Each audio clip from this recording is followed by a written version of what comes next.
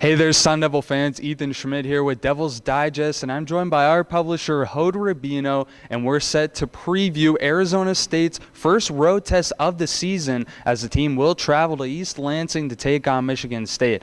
And Hode, this is truly a matchup where Michigan State's biggest strength in its defense meets Arizona State's offense, which has been its shortcoming so far in the first two games of the season. Yeah, absolutely. When we talk about those first two games of the season, when you look at the schedule, those are supposed to be the gimme games, the tune-up games, however you want to phrase it. And the Arizona State offense definitely struggled in both of those contests. And not that we never thought that it was going to be a very challenging game against Michigan State just from that perspective that you talked about their defense.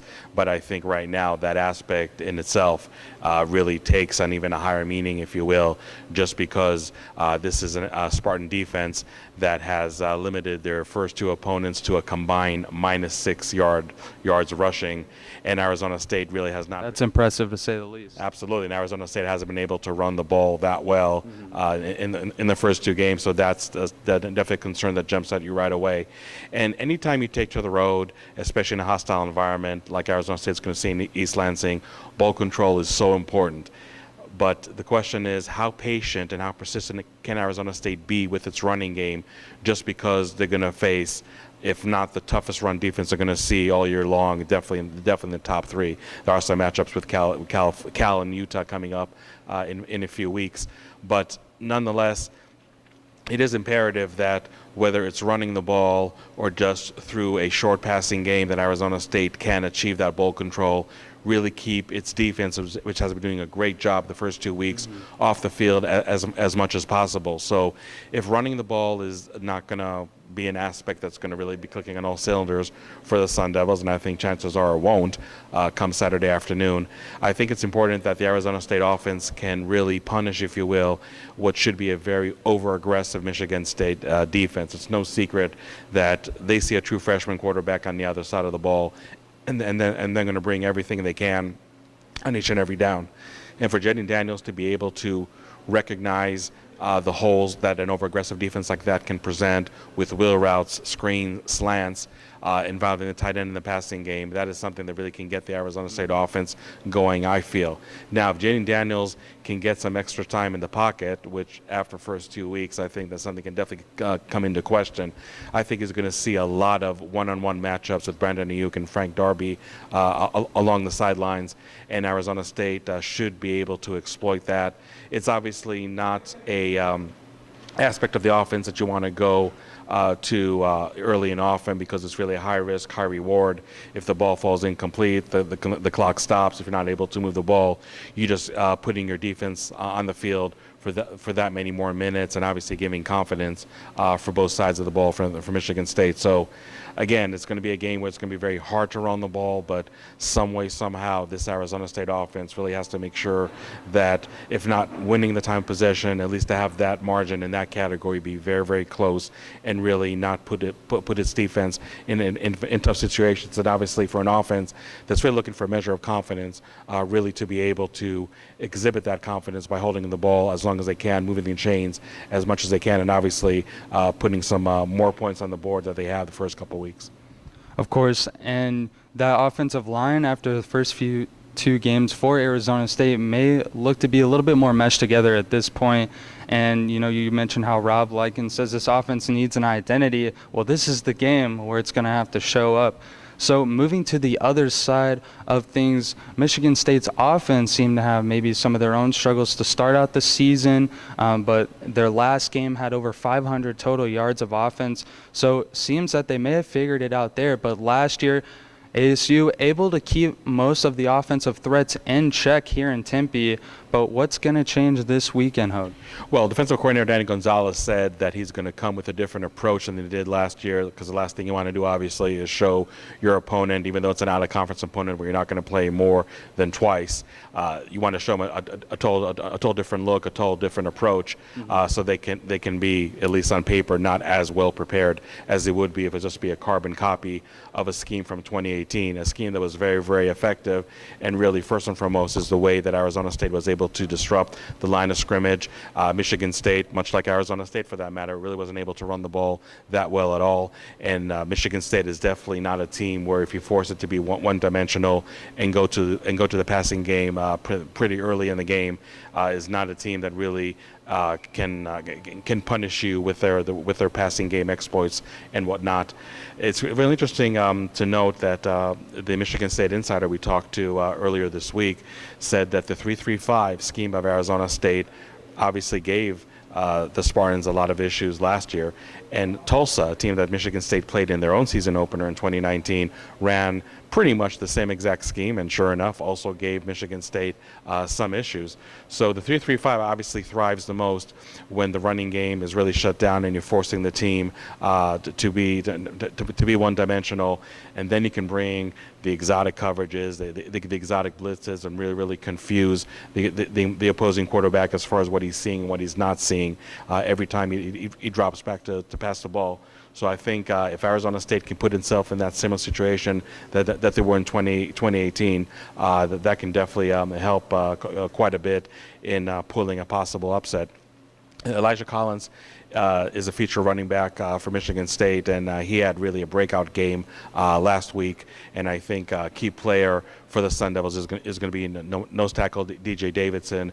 We saw what his predecessor Renell Wren did in the game in Tempe last year.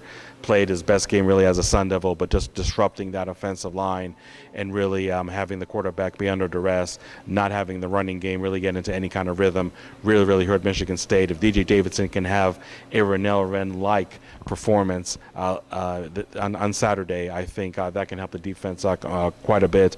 And again, I just think just the general struggles that Michigan State has against a 3-3-5 defense, that has to be a really motivating factor, if you will, for this Arizona State defense, which really for the first 2 weeks has played very well. I think really took that step on what was a pretty strong foundation in 2018, and I think they have a pretty good chance to keep it going against Michigan State at offense, which, like I said, has been a little up and down, and again historically known to struggle against such a scheme that Arizona State is going to present on Saturday.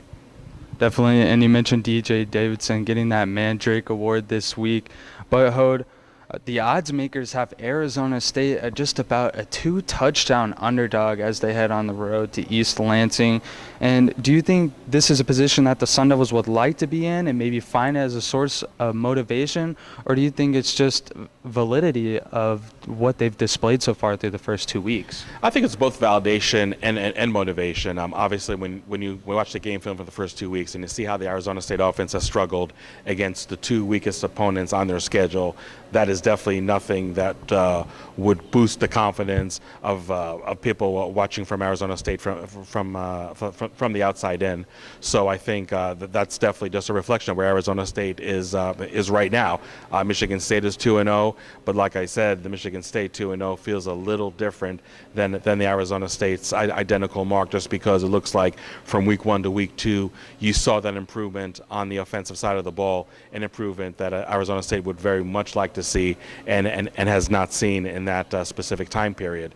But sure, I think it's motivation. When offensive coordinator Rob Likens addressed the media a couple of days ago, he said, well, you know, we can't run the ball. We're meeting the best run defense in the country. I love this matchup. Let's go.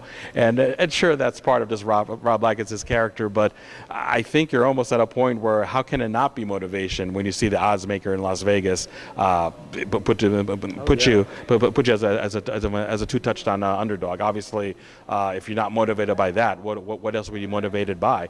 Exactly. I think you have an Arizona State offensive line, which is probably sick and tired of hearing all the criticism after the first 2 weeks. And full disclosure, we wrote an article about that this week, about what is plaguing the Arizona State offensive line. How can they possibly fix it? And that's something that I'm sure that group in particular would really want to put to rest. Now, if you recall, after Arizona State lost their game to San Diego State last year, the offensive staff, along with Herm Edwards, obviously, just really sat down and looked long and hard about the run blocking schemes and just the running game for Arizona State in general. And it really signaled a turning point when Arizona State presented a new approach. Well, sure enough, Herm Edwards said that playing a game on Friday allowed the coaching staff both Saturday and Sunday to take a really deep dive into that specific aspect, because I think if nothing else, we expected Arizona State to run the ball much better. We thought that Jaden Daniels would have all the growing pains and really adversely affect the passing game, but that really hasn't happened. I think Jaden Daniels, when given time, has been able to throw the ball quite well. Obviously blessed with playmakers like Benjamin and Brandon Ayuk. That makes their job easier to begin with.